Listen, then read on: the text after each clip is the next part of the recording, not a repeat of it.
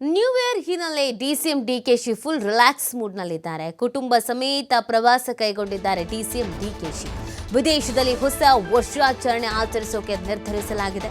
4 ದಿನಗಳ ಕಾಲ ಕೆನಡಾ, ಟರ್ಕಿಗೆ ಪ್ರಯಾಣವನ್ನು ಬೆಳೆಸ್ತಾ ಇದ್ದಾರೆ. ಇವತ್ತು ಮುಂಜಾನೆ ವಿದೇಶಕ್ಕೆ ಪ್ರಯಾಣವನ್ನು ಬೆಳೆಸಿದ್ದಾರೆ ಡಿಕೆಶಿ. ಜನವರಿ 4ರಂದು ಬೆಂಗಳೂರಿಗೆ ವಾಪಸ್ ಆಗ್ತಾರೆ. ಅಲ್ಲಿವರೆಗೂ ಫುಲ್ ರಿಲ್ಯಾಕ್ಸ್ ಮೂಡ್ನಲ್ಲಿ ಇದ್ದಾರೆ. ಫ್ಯಾಮಿಲಿ ಸಮೇತರಾಗಿ 4 ದಿನಗಳ ಕಾಲ ಬೇರೆ ಬೇರೆ ದೇಶಗಳಲ್ಲಿ ಸುತ್ತಾಡಲಿದ್ದಾರೆ. ಕೆನಡಾ, ಟರ್ಕಿಗೆ ಪ್ರಯಾಣವನ್ನು ಬೆಳೆಸಿದ್ದಾರೆ. ಇವತ್ತು ಮುಂಜಾನೆ ವಿದೇಶಕ್ಕೆ ತೆರಳಿದ್ದಾರೆ ಡಿಕೆಶಿ ಅಂಡ್ ಫ್ಯಾಮಿಲಿ.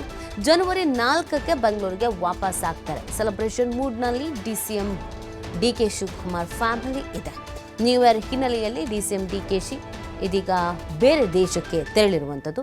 ಕುಟುಂಬ ಸಮೇತರಾಗಿ ಪ್ರವಾಸವನ್ನು ಕೈಗೊಂಡಿದ್ದಾರೆ ಡಿಸಿಎಂ ಡಿಕೆಶಿ ಮತ್ತು ಅವರ ಫ್ಯಾಮಿಲಿ. ಇವತ್ತು ಬೆಳಗ್ಗೆ ಹೊರಟಿದ್ದಾರೆ.